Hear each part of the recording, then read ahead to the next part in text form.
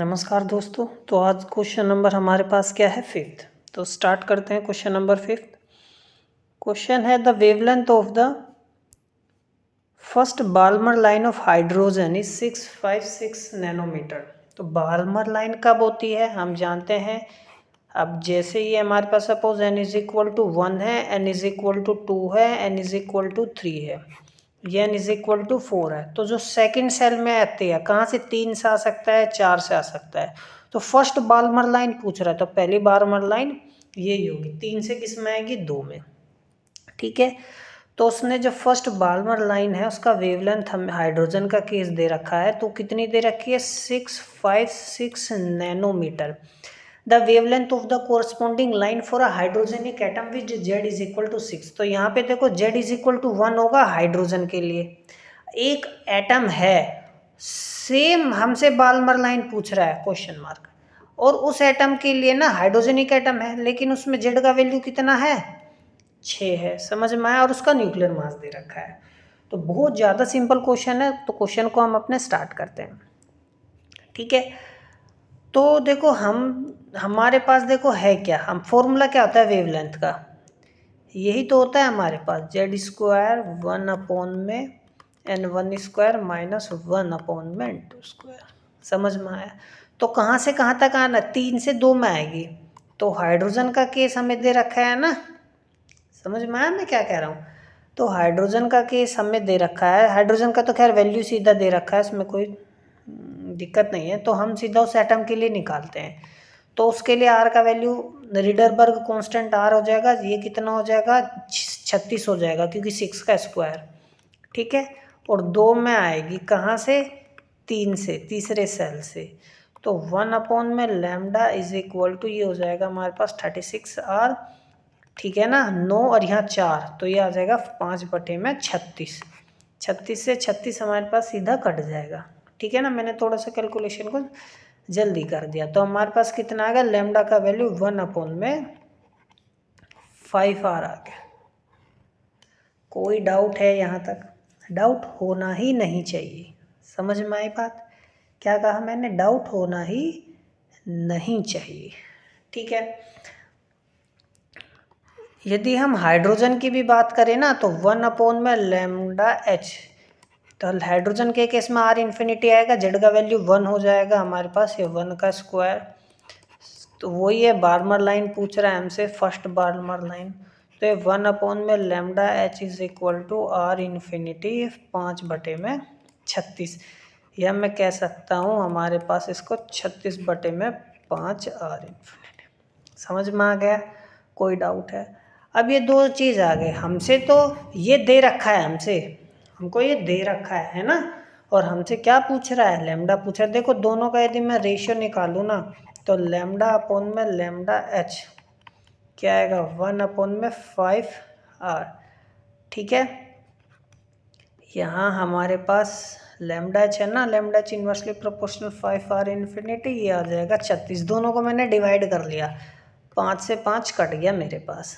ठीक है, समझ में आया। तो लैम्डा मेरे पास कितना आ गया, आर इन्फिनिटी अपॉन में आर, और ये लैम्डा एच अपॉन में 36, ये हमें वैल्यू दे रखी है। अब हमें सिंपली कुछ नहीं करना है, हमें रिडरबर्ग कांस्टेंट का वैल्यू निकालना है, तो हम आसानी से निकाल सकते हैं।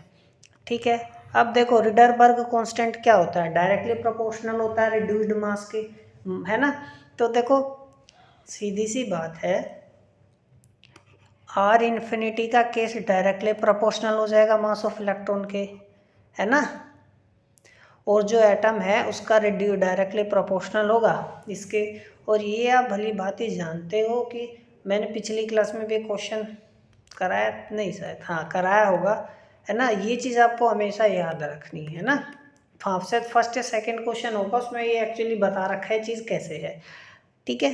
अब पहले देखो रिड्यूस्ड मास निकाल लेते हैं। तो रिड्यूस्ड मास निकालना बहुत ज़्यादा आसान है। तो 1 अपॉन में ये मास ऑफ प्रोटॉन प्लस में मास ऑफ इलेक्ट्रॉन। अब देखो ना जेड का वैल्यू 6 है हमारे पास, जेड का वैल्यू कितना दे रखा है, 6 दे रखा है।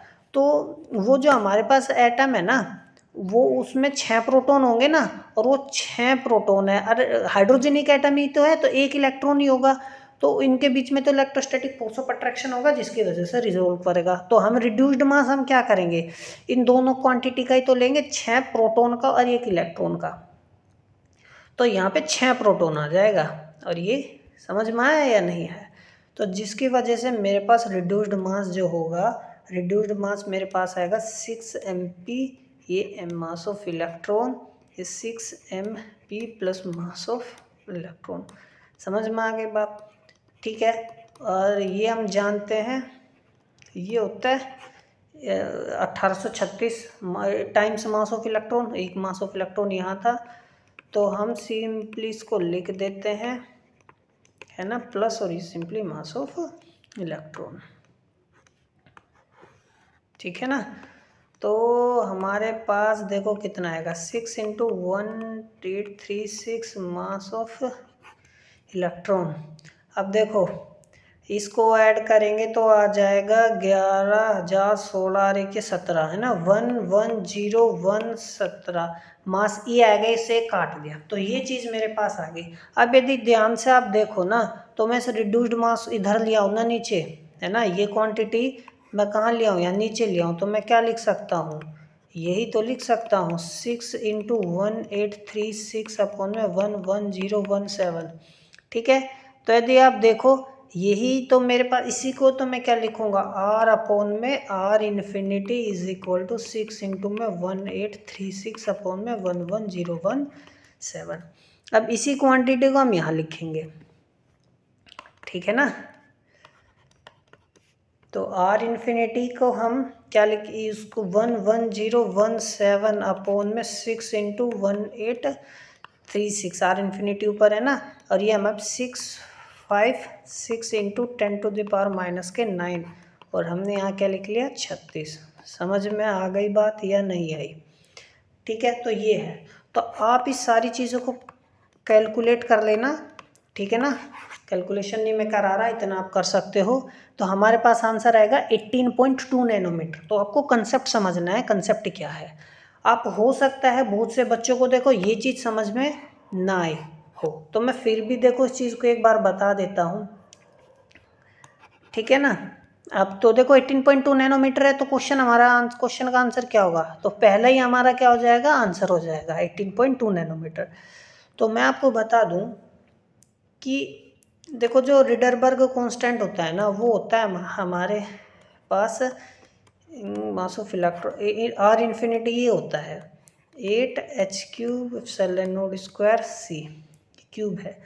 और जब हमारे पास किसी भी एटम का मैं निकालो तो ये हाइड्रोजन का केस है जहाँ पे हम मास ऑफ प्रोटॉन हैवी होता है इलेक्ट्रॉन से। लेकिन यदि सेंटर में प्रोटॉन की जगह और कोई आ जाए जो कंपेरेबल हो, है ना, तो उस केस में हम रिड्यूस्ड मास लेंगे ही। तो यहाँ पे देखो मेरे पास क्या हो जाएगा ये, तो 8h³ ε0² c। ठीक है। अब दोनों का जब आप रेशियो लोगे ना तो आपको क्या मिलेगा, आपको मिलेगा हम मास ऑफ इलेक्ट्रॉन, ये तो डायरेक्टली प्रोपोर्शनल है ना ये। ठीक है। तो Rydberg constant of that atom is proportional to the reduced mass of that atom. तो ये चीज़ है, तो बहुत ज़्यादा इम्पोर्टेंट चीज़ है, इसको आपको ध्यान रखना है एग्ज़ाम्स के पर्सपेक्टिव से। तो तब तक के लिए नमस्कार, क्वेश्चन सोल्व करते रहिए।